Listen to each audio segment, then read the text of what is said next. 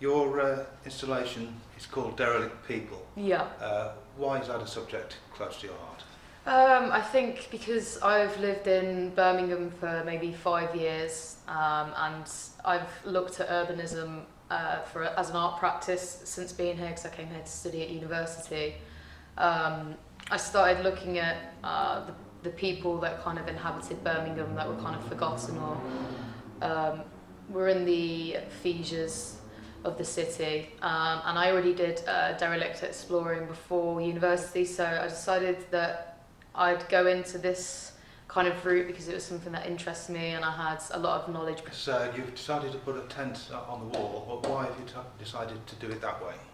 So it was originally inspired by a thing called A Camp 47, which is a piece by Stephanie Malk, and that was an architectural project where they put tents on scaffolding, so they weren't on the wall as such. And it was classed as public space because it wasn't occupying space on the floor.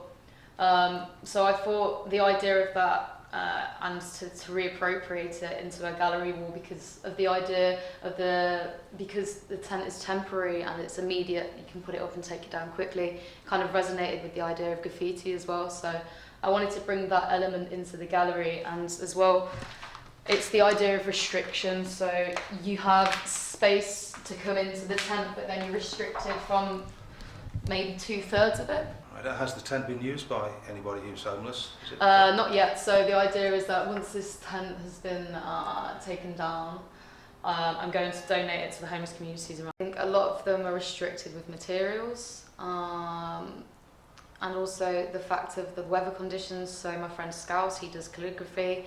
He lives outside of a Snow Hill station and he sells pieces every day.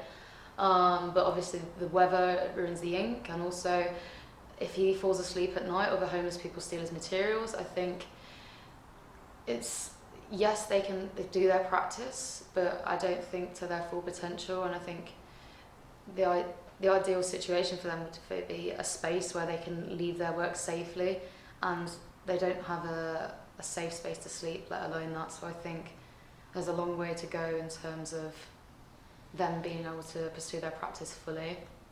Yeah, so this is a special space in a way, isn't it? Because there's a lot more freedom than with a traditional mainstream gallery. Yeah.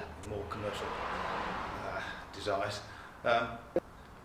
Would you want to take this to those galleries, or do you prefer this environment, this type of environment? To be honest, I prefer working on the street. So I'm a street artist primarily, and then obviously I did fine art at university, but I think I prefer places which are accessible without closed walls. So the idea of doing guerrilla art is more appealing to me than doing solo shows, because everyone can pass it, and it's whether people choose to take notice. And I don't know, I think if you're put in a position where you view art without actually seeking it, it's more interesting, and it breaks up the kind of banal about your day. So yeah, so neither gallery, I suppose. I mean, it's great to have the opportunity to work in one, but preferably the street.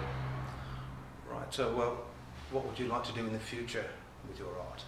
Start projects with like-minded people without having to kind of work my arse to the bone at a 9-to-5 job, like 6 days a week. Just being able to actually do my practice. I don't mind working on the side, but by the time I've done my other job, I'm so tired. It's hard for me to creatively think, I suppose.